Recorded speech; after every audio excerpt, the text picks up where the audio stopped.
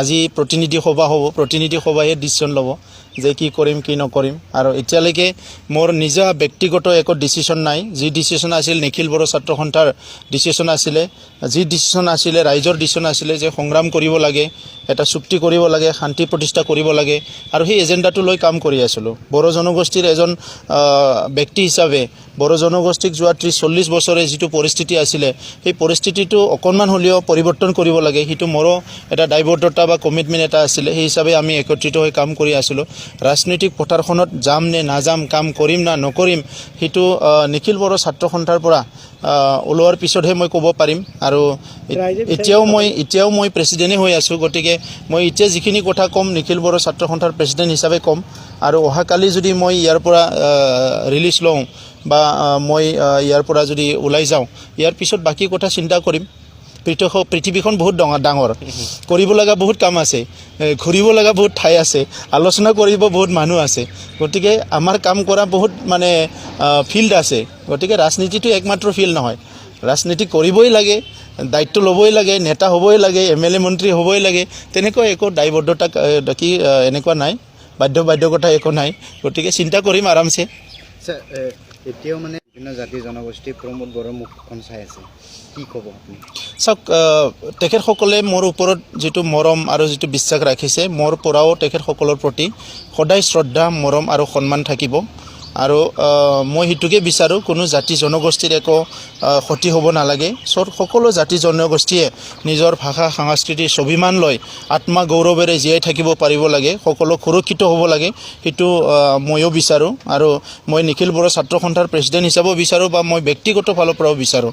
আমি বছৰে ধৰি দশক ধৰি জেনেৰেশ্যনৰ পৰা জেনেৰেশ্যন অনলি সংগ্ৰাম আৰু ভাইলেঞ্চ আমি দেখিলোঁ। এই সংগ্ৰামটো আমি মই কৰিব নালাগে বুলি কোৱা নাই। আজি সংগ্ৰাম নকৰিলে আমাৰ অধিকাৰবিলাক আমি নাপালোহেঁতেন। কিন্তু এই সংগ্ৰামৰ নামত বা এই উত্তপ্ত পৰিস্থিতিৰ নামত, এই আনচাৰ্টেনিটিৰ নামত আজি আমাৰ বহু যুৱতীসকলৰ নিজৰ ভৱিষ্যতটো যেনেকৈ গঢ়িব লাগিছিলে, গঢ়িব পৰা নাই।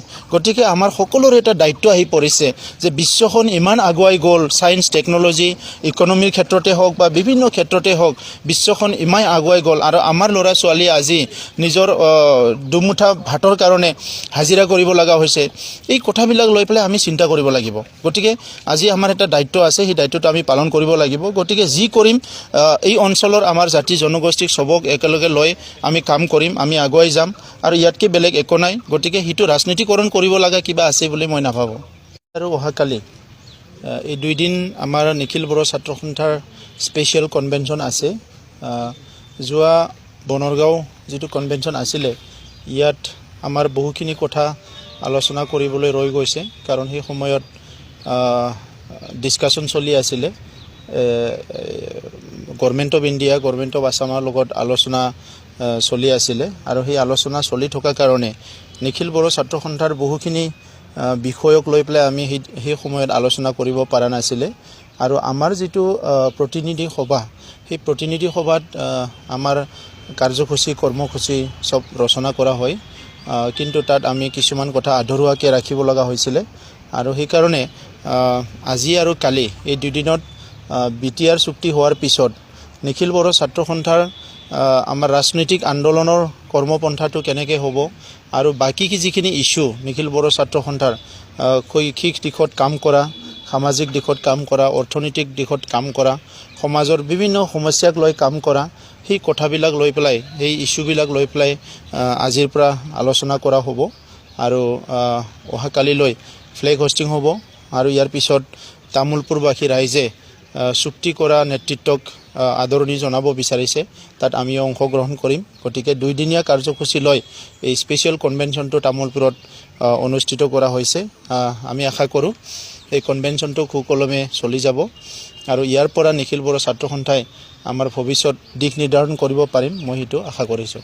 বহুবাৰ আমি আলোচনা কৰিছোঁ, লগ নোপোৱাটো কথা নাই, কিন্তু কি ক্ষেত্ৰত এই কথাটো কৈছে মই নাজানো, লগ পোৱা নাই বুলি।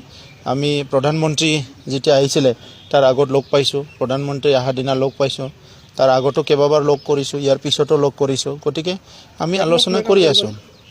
সেইটোৱে এটা আলোচনাৰ এটা বিষয়, কাৰণ চাওক আমি সকলো সংগ্ৰামী সংগঠন আছিলোঁ নিজৰ নিজৰ প্লেটফৰ্মৰ নিজৰ নিজৰ আদৰ্শ লৈ পেলাই সংগ্ৰাম চলি আছিলে গতিকে আজি সকলো চিন্তা চৰ্চা কৰিছে সকলো সংগঠনৰে নিজৰ নিজৰ এটা এম এণ্ড অবজেক্টিভ আছে চ' আজি তেখেতসকলে বড়ো জনগোষ্ঠীৰ কাৰণে কি কমিটমেণ্ট আছে কেনেকুৱা বড়ো জনগোষ্ঠীৰ কাৰণে কাম কৰিব বিচাৰে ছাৰ্ভিচ দিব বিচাৰে সেইটো তেখেতসকলৰ ওপৰত নিৰ্ভৰ কৰিব আমি নিখিল বড়ো ছাত্ৰ সন্থা হিচাপে 50 বছৰ হৈ গ'ল গোল্ডেন জুবলি আমাৰ হৈ গ'ল নিখিল বড়ো ছাত্ৰ সন্থাৰ জাতিৰ প্ৰতি যিটো দায়বদ্ধতা আছে যিটো কমিটমেণ্ট আছে সেইটো লৈ পেলাই কেনেকৈ কাম কৰি যাম সেইটো আমাৰ প্লেটফৰ্মত চিন্তা চৰ্চা হ'ব আৰু চবৰো যদি কথাবিলাক মিলি যায় একত্ৰিত হৈ কাম কৰা নিশ্চয় হ'ব আৰু কথা যদি ডিফাৰেঞ্চ হয় সেইটো একত্ৰিত নহ'বও পাৰে গতিকে সেইটো ডিপেণ্ড আপন আৰু সেইটো এটা ডাঙৰ এটা আলোচনাৰ বিষয় বুলি মই ভাবা নাই কথাটো হৈছে যে চুক্তি হৈ গ'ল চুক্তিৰ যিটো দফাবিলাক ৰূপায়ণ কৰিব লাগিব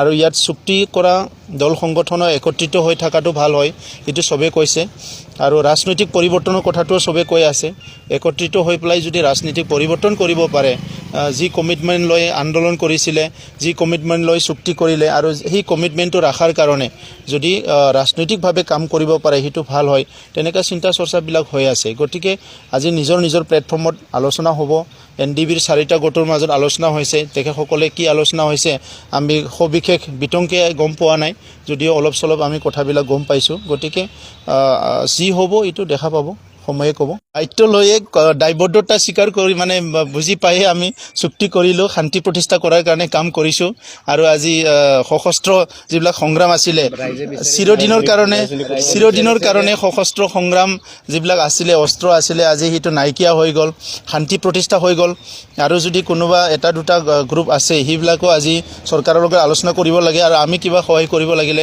সহায় কৰিবলৈ ৰাজি আছোঁ গতিকে ৰাইজৰ লগত সদায় আছোঁ